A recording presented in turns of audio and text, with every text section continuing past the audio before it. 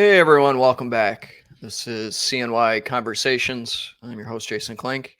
We're on episode 21, which is fantastic to me. Today I'm here with Lauren Cobello. Lauren is the founder and CEO of Leverage with Media PR. She is a national TV personality, which I didn't know until this morning when I was doing a little bit of homework. That's fantastic. Thank you. She went from a TV personality to a successful author, easy for me to say, founder and CEO of her thriving PR agency. Lauren, thank you for joining me today. Yeah, I'm excited to be here, Jason. So marketing is a fun thing for me to talk about, but it's not a fun thing for me to do. And I was just, and anybody that's watching or listening to this, please like, comment, share, all that good stuff, because I'm trying to grow a small community around this podcast. But with marketing, I was just having a conversation with some of my real estate colleagues of how difficult marketing is. And when I got into real estate, so I come out of public safety, I started a real estate business, get my real estate license, and then really learned about how to run a business. And part of that was learning marketing and branding. So I had to dive in and learn that because I had no idea. I joke to this day that I went back to college as an adult learner, got my bachelor's degree, but instead of getting it in something I can't use, I would have done it in marketing. Mm-hmm. So, Lauren, how did you land in this industry, and what brought you up to the point you're at right now, running your own business? Yeah, so I've actually been an online entrepreneur for 18 years. So Okay. been an entrepreneur for a very long time. A lot of people watching, from CNY might recognize me as one of the backup co-hosts for Bridge Street. I've been co-hosting Bridge Street, when one of the hosts have been out ever since back in like Chris Brandolino days. Oh, wow. And so for probably 11 years now, I've kind of been working with News Channel 9, doing some of their backup co-host stuff. And so I've been an online entrepreneur for a very long time. So I don't know where you want me to start. I mean, I have a very long history of online entrepreneurship. So, I mean, you want me to start at the way back, or do you have any specific questions? So yeah, let me, if you started out in the news industry, all right, and Actually, no. Oh, So I started off as an online blogger back in oh, okay. 2007. Oh, wow. So yeah, so I actually don't have a degree in PR or marketing at all. I Okay. have a degree in criminal justice from Another degree that's tough to use, like my yes, fire yes, service administration that hangs on the wall or hangs up exactly. there. Yeah, so I actually have a degree in criminal justice from SUNY Oswego. It was called public justice back then. Okay. And so I actually, right out of college, worked in the drug court system in Oswego. Okay. I live in Oswego, New York. Okay. And then I went on to be a drug and alcohol counselor. And then I went on and had started having kids. And so I wanted to make sure that I had some side income, I guess. And we were in a lot of debt, me and my husband at the time. I'm divorced Yeah. from him, but Okay. we still have a great relationship. So great memories and all of that. But so I look back and I say, okay, we were in a lot of debt. And I learned how to coupon and like meal plan and all that kind of stuff. So I started like a couponing meal planning website, budgeting website back in 2007. A lot of people know me locally as I Am That Lady, which was the name of my popular blog. And I would run coupon seminars for the Post Standard. I would go in and do seminars for them. I had a weekly column in the Post Standard. And then I would go on and do like frugal living segments on Bridge Street as a guest for a couple of years. So that's how I started co-hosting. So that's a little background on that. That's how I started co-hosting with Bridge Street, because I had been on it for so many years. And that's how I started like actually hosting the show alongside them. Oh, wow. And it's funny when you mentioned Post Standard, I'm like, newspapers. Newspapers are just a lost media. Not so much. People still read them. Yeah, it's Yeah. funny because I remember, like, gonna date myself, but I'm almost 50 years old. Getting the Sunday paper and sitting down when my kids were young and just taking Sunday to relax and read the news. Read the paper. Now we have information at our fingertips just like that. So that Yep. it's kind of a lost entertainment piece. Yeah, yeah, it definitely is, but it definitely still has that old charm to it. I guess when you get a Yeah. paper and opening it up, it's still like, "Oh, the paper." But yeah, so I worked alongside the Post Standard for many, many years as well, doing Mhm. doing seminars in their building and stuff like that. So, yeah, back in the That's day. awesome. So, Back yeah, in the so day. that's how I got started actually doing television was through Central New York, Bridge Street, CNY Central, doing news segments with local television, and then graduating into regional television, larger markets, um, Fox News. I did Fox and Friends for many years.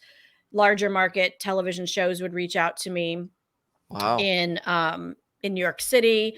And then I had some really kind of big articles. Like I had a Consumer Reports article that came out about me and my family and like how we had paid off debt and like all this, frugal living topic stuff. And Nightline saw that article.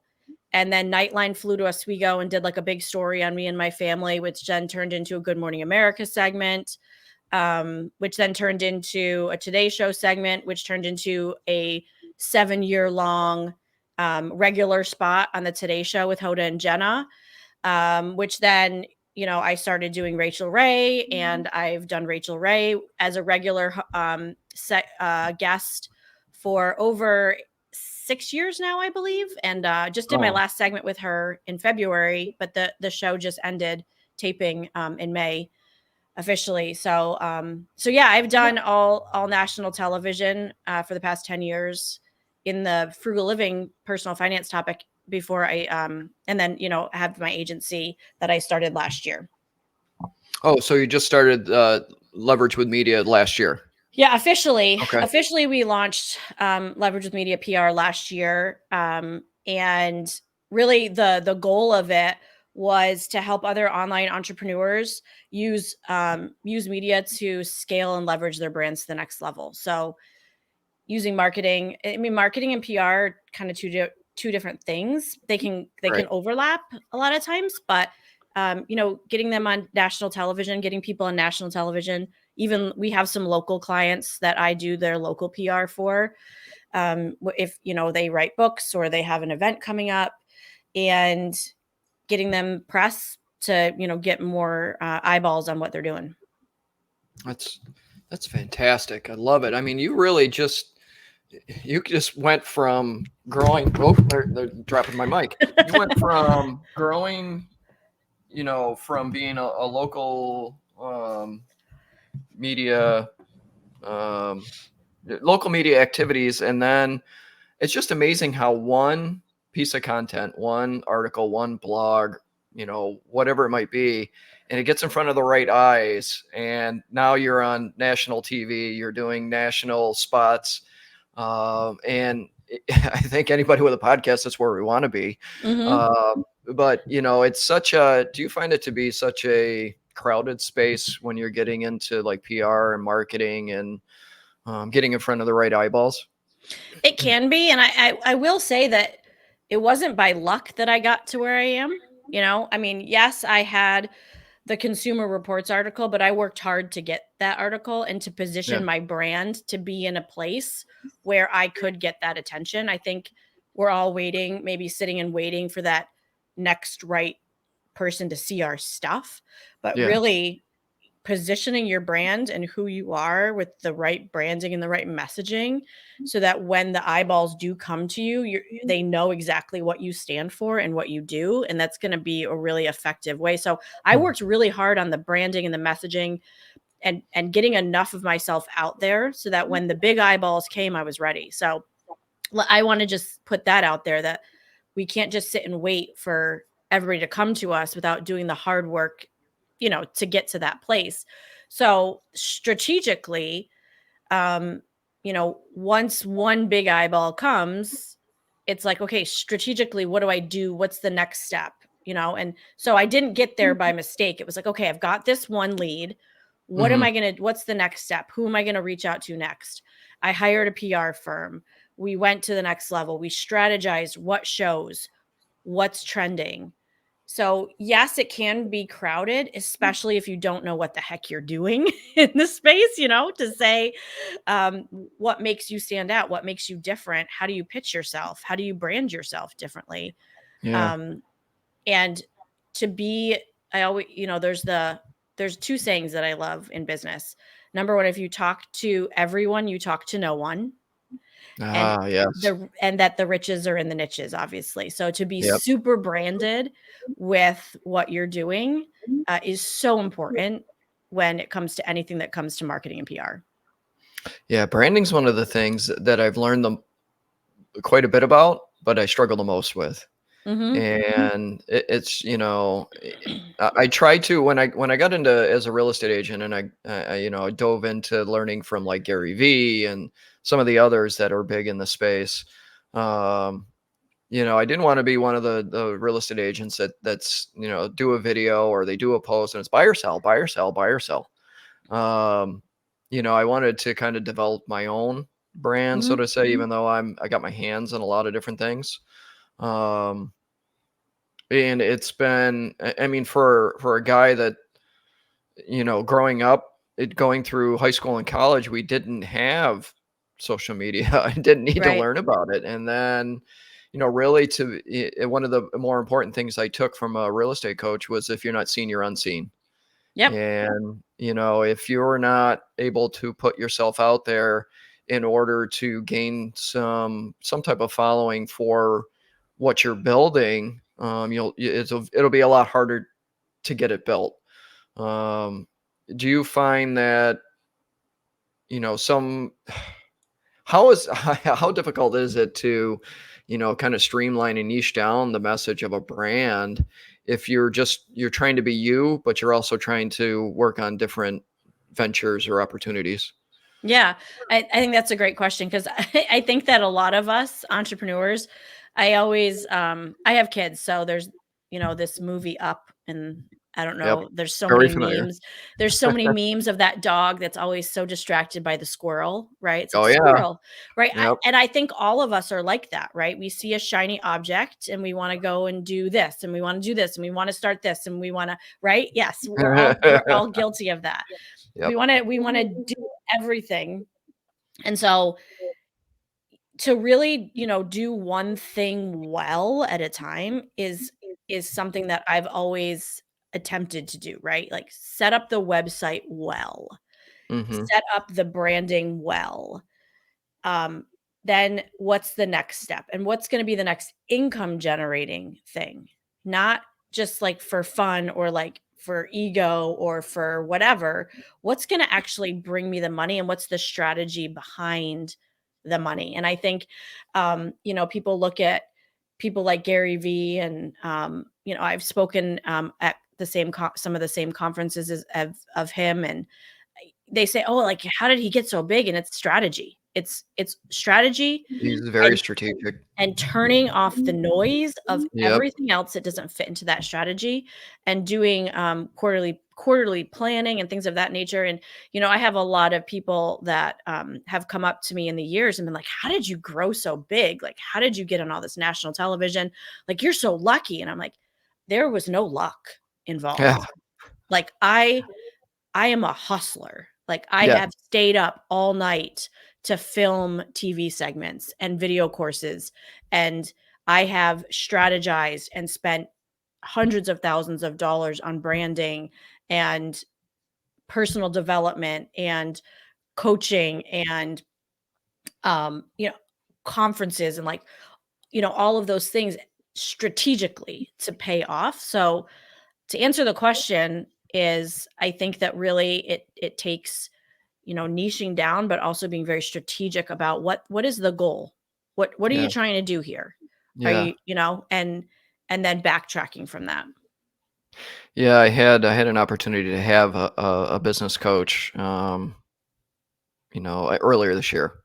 Mhm. And it, well, when I started out 2023, I was kind of bing, bing, bing all over the place, the whole shiny object. And I, Mhm. had my real estate business, but I was looking to, at some point, not work for someone else. Mhm. But I wasn't really sure what path I was going down. Yeah. And we niched it down to really concentrating on the real estate business. But, just of recently, I came up with a concept that's in a whole different industry. And really, because of what the concept does and the solution that it provides, it made sense to me, anyways, to really go all in on that because there was some really positive feedback to what I was building. And I think that, like, I know some entrepreneurs, they just do phenomenally well with their content. And then other entrepreneurs, like you said, the messaging is off. Like, they may post about their political views or social economic views, but they're wondering why they're not getting any business because they're not talking about their business. Right. And I think that really goes into, and early on too, with my real estate business, I had taken a marketing course about Instagram, and this is Mhm. probably 2018. Yeah.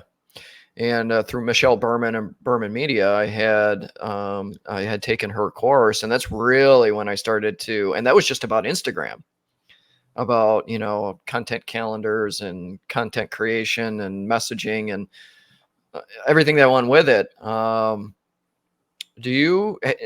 How much has this space, when it comes to marketing, branding, PR? How much has that changed? I mean, your agency is relatively young, but how much has that changed that you've seen change in the last 3 or 5 years, minus pandemics and everything else?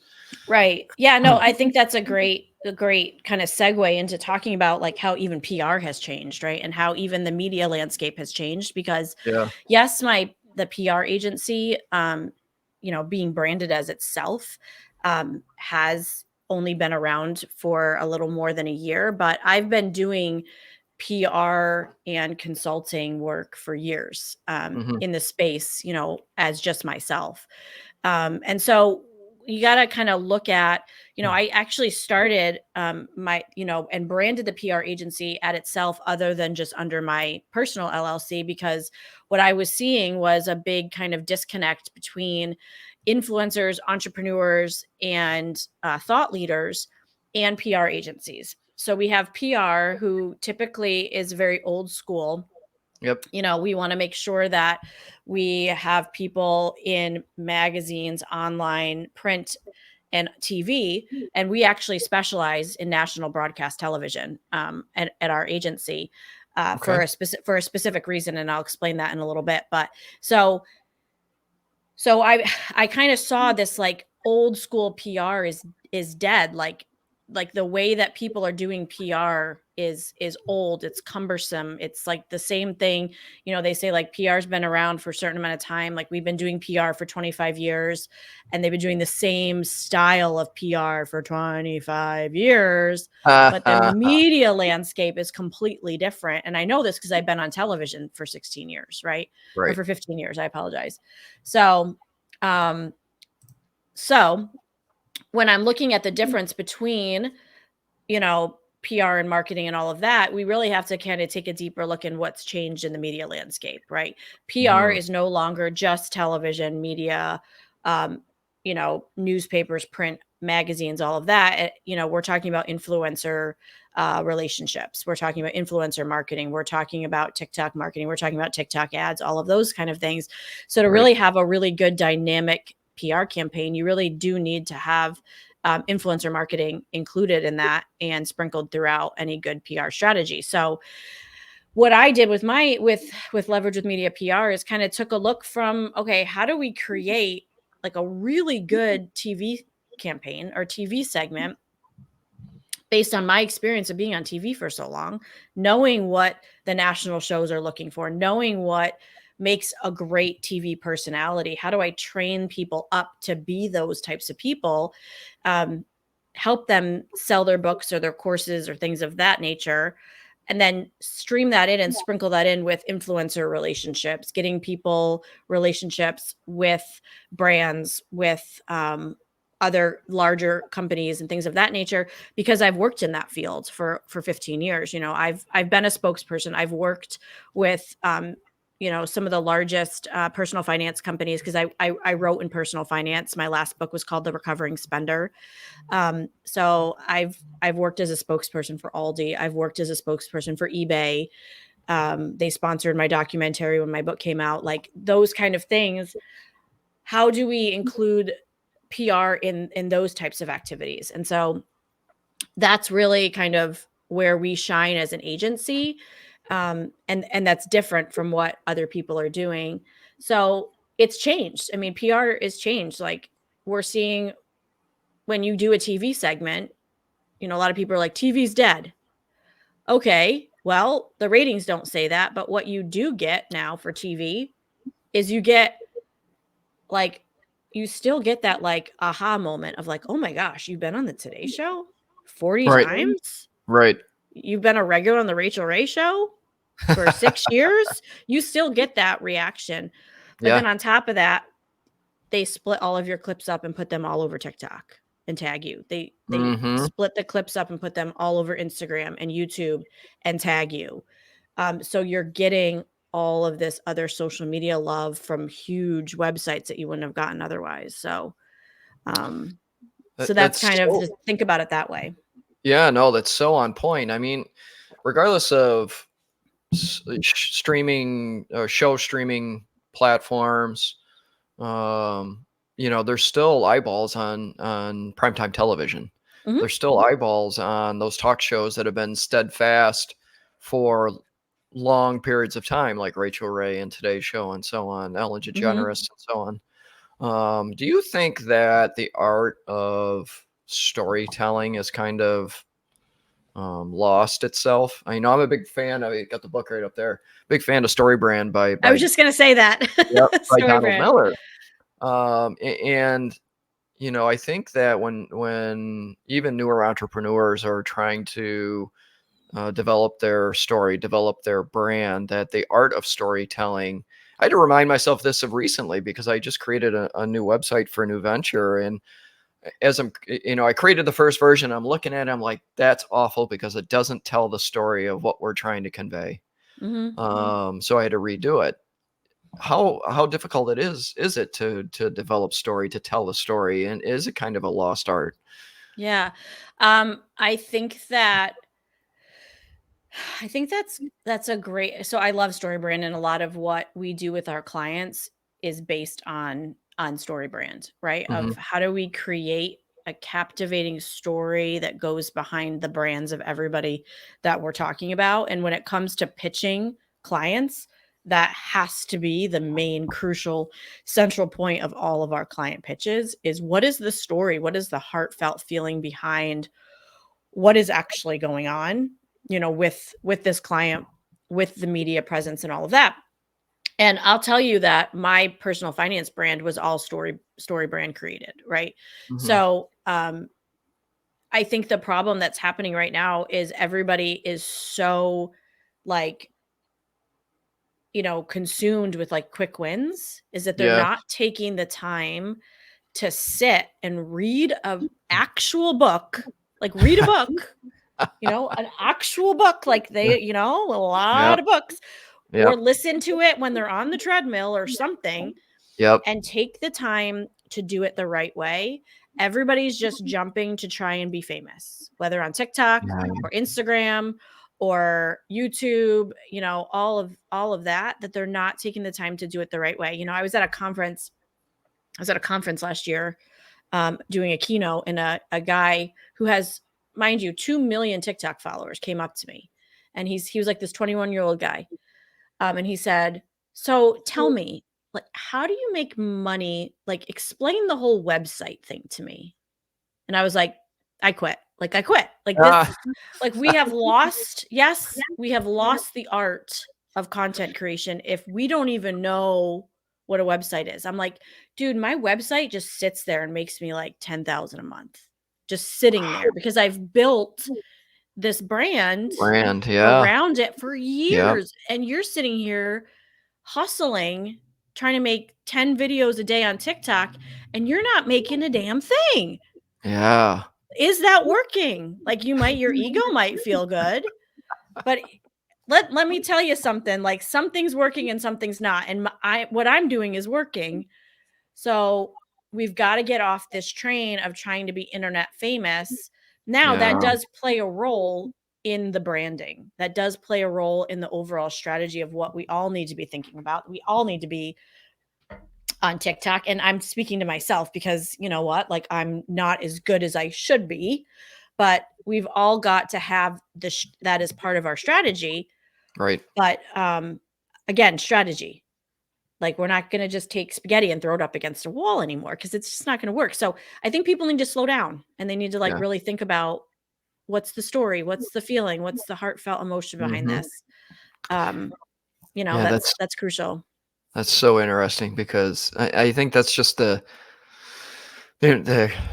environment, I guess, for lack of better terms, that's been Hmm. created that, you have to pound out videos and get buy followers or whatever. But like I had to completely stop looking at views and interactions. I mean, I still keep track of them just to look at analytics and see how certain things are doing better than others. But it gets frustrating when it used to get frustrating when you put out consistent content and you're really not getting a ton of interaction.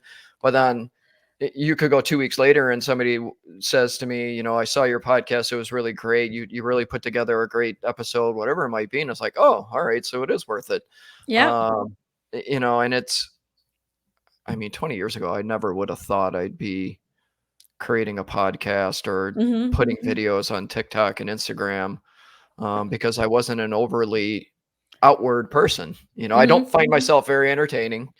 I can be funny at times, but I started my first podcast in the middle of pandemic because I had time and it was Hmm. something I wanted to try to do, but it was based on direction and advice from some of the bigger influencers of you should have a podcast to reach more of an audience. Well, Hmm. crap, I'll give it a try, but it was so broad Yep. that it did okay, but it wasn't that niche down Yep. storytelling. Well, and I think, I appreciate, I'm a member of your Facebook group, and I appreciate the I think one of the things that I have found struggling being, a successful entrepreneur in the central New York area is that there's Mhm. a lack of community. I go to a lot of most of my best friends are in LA or in New York City, and I will fly there and we will have masterminds and we will have conversations about how do we grow our businesses. Yep. And I have found it really lonely to be an entrepreneur in this area. Maybe I just haven't found the right people to communicate with because I'm a busy mom Right. too. But Right. I appreciate you even just bringing this community together with the podcast of let's find a time, and I know you've had meetups I haven't been able to Yeah. come to, but let's find a time to get together and like talk about something of meaning, like, and I want to definitely be able to make it to some of those because I've found it very lonely to be an entrepreneur and to have these big moments, that I want to share with people, but people don't get it. Like, Yeah. my friends that work regular jobs don't get it, don't get No. the ups and downs. One day I want to burn everything to the ground and just quit and be like, I want a real job. Like, I do that like once a week, you know? Right there with you. Yeah. Right there with you. Yeah. And I've been doing that for 18 years of like, Yeah. screw this. I'm done. I'm getting a real job. And then I'm like, no, I'm not. Like, this is fine. This is, Oh, I and don't it's know how just a many part of times. the, Yeah, it's I just was gonna part of say, the, I don't know, how many times over the last few weeks I'm like, I should have just stayed at 911 even though it was mentally beating my brains in. It's like I'm beating my brains in a different way now. yeah. But those are the kind of conversations we need to have, right? Of Yeah. like, this is hard. Yep. And people only see the successes. They see me on television, right? They don't see that like I had to take an Uber overnight because my plane canceled or something like that, and like they didn't Yeah. see that I didn't sleep at all, and that I Right. I got dressed in the bathroom at the train station. You know what I mean? Like they don't see those kind of moments. And they see the highlight of social media that Yep. there's so much work that goes on behind the scenes. Yeah, 100%. And it's just, and I had made a video this morning about doing the hard work. And it's like everything I've ever heard of any successful entrepreneur is it's hard work. And there's days you're just going to be beat down and you're like, why am I doing this? And then you'll get a win and you'll want to keep going. Yep. So true. It's so It's very so true. true. And we live for those wins, right? We know as entrepreneurs, we live for those wins. And I know, with my PR agency, it's a lot of work. Like we'll send out thousands of pitches on behalf of a client, right? And then we'll hit a Today Show segment for one of them. And it's like it was Mhm. all worth it. Whereas like the couple weeks before, we're like, nobody's paying attention to us. Where is everybody?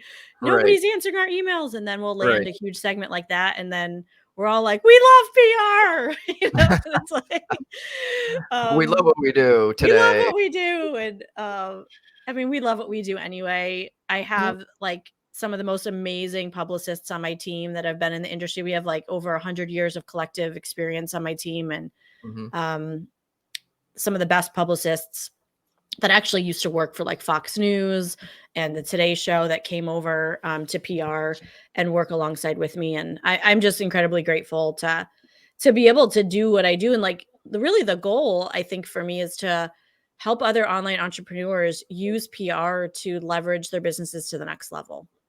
How Mhm. do you take a real estate business and become the real estate expert, right? Right. Right.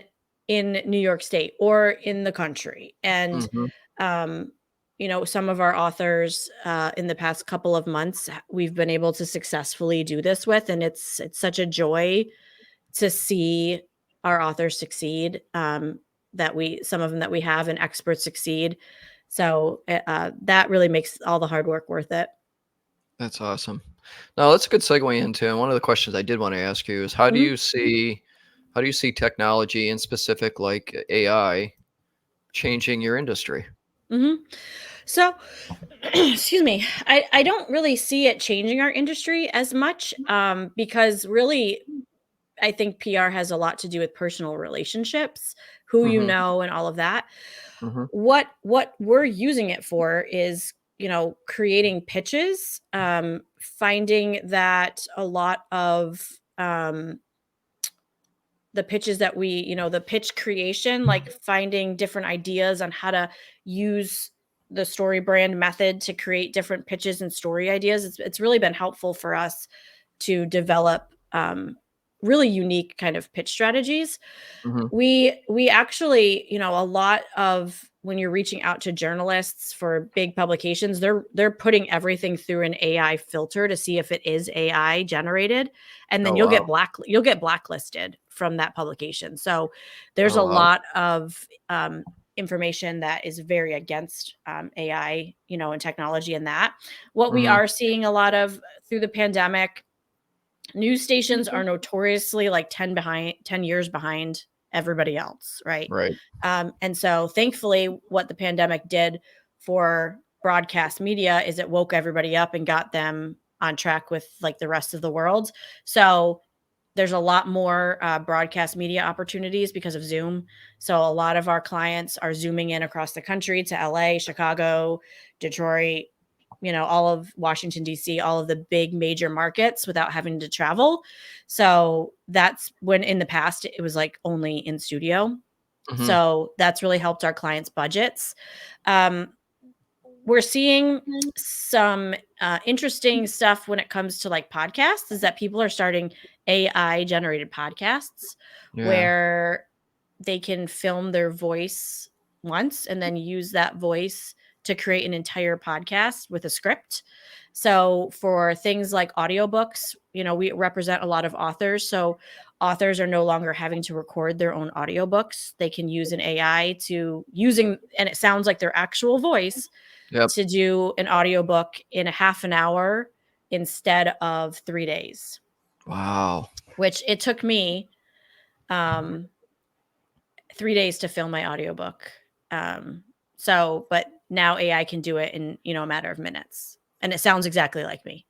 So That's amazing. that's kind of a cool feature. But um, one thing that actually we're seeing a lot of in the media landscape industry that a lot of people don't know about is a lot of pay to play right now for television specifically. Shows like Today's Show, GMA, all of that are having a lot of Amazon sponsored segments, and they're like shoppable segments. Mhm.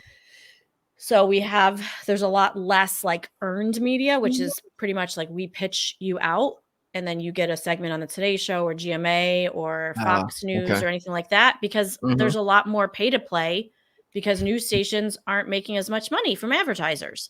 Right. So they're putting a lot more paid media on air, sponsored by Amazon or by magazines of that nature. And so the landscape is, it's getting a little bit more competitive as far as broadcast goes, because of that. That's super interesting, and I mean, that makes a ton of sense. I mean, the news outlets or the television stations they want to make money Hmm. one way or another. Yep. So pay to play or advertisements, I always, I swear at night when we're just kind of watching a show and you get the same six big pharma commercials in between Yep. each segment of the show. It's like, what's going on? Hmm. But like you said, yeah, they have to make their business. At the Yep. end of the And day, their business. exactly. And a lot of the lifestyle TV shows that we're seeing are pay to play now too. You can Mm, buy segments on, even like Bridge Street, you can buy a segment on it now.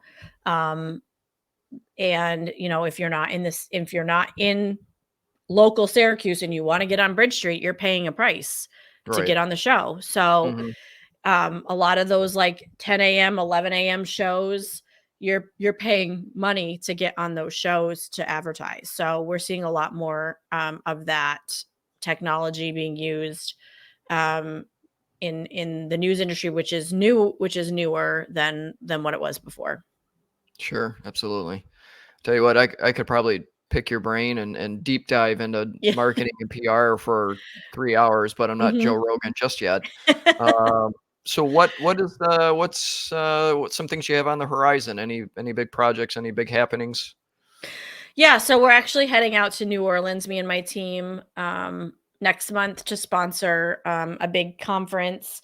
We I'm just doing a bunch of podcasts right now. I've always wanted to do my own like TV show, like author chat. So I've kind of been in contracts with a couple of companies on that. Oh, wow. Um, but right now, like really, my goal is just to continue to build leverage with media PR. We're going to Mhm, be rebranding in January to just leverage PR and taking away the with media. And just really, I do a lot of public speaking in corporations and organizations of that nature. I also do like coaching, brand coaching for people mhm. if they're looking for brand building, learning how to do that. I do one-on-one coaching. And really just, taking it easy with my kids when I'm not working. I do, after being an entrepreneur this long, I do have strict work hours. So that's one thing. I have an office out of the house. I work Mhm. 9 to 5. I take weekends off. Yep. And so really just continuing to grow leverage. We're starting a podcast in January. I've had two other podcasts in the past, and I love podcasting. I think it's just a great way to meet really cool people like Oh, you. 100%. I love it. Absolutely. Yep, yep. I love talking to people and getting to know people. Oh, yeah. Really, like that's really kind of the goal right now, is to just continue to grow leverage and help people, really leverage their businesses to the next level. That's awesome. That's great. Yeah. All good stuff. One last thing. Mhm. So, what's the number one piece of advice you could give to someone that wants to start branding themselves or creating a brand? What's the number one piece of advice you would give them? Oh goodness, I feel like I already gave it away. I'm gonna say it again because it's just that Okay. important, that if you talk to everybody, you talk to no one. I think Mhm. everybody is so afraid of leaving people out Right. that they don't niche down. And Mhm. it is so important to niche down, right? So, you know, who exactly are you talking to? Because Mhm. if you don't know that, nobody else will. So when you're starting a brand and a business, you need to know exactly who you're talking to. Are you talking to, first time home buyers? Are you talking to busy moms? Are you talking to authors who are business owners? And really, our specialty at Leverage is we work with entrepreneurial nonfiction authors. We do work with, and we're expanding in January out to working with anybody who is a thought leader or CEO, and then we will help them kind of write the right book for them and Wow. strategize, because there's a leverage part of that, of like when you're an author, you get a lot more attention, but we really niche down, and that excludes a lot of people from working with us. But that means that people come to us specifically because we work with nonfiction entrepreneurial business owner authors specifically. That's So awesome.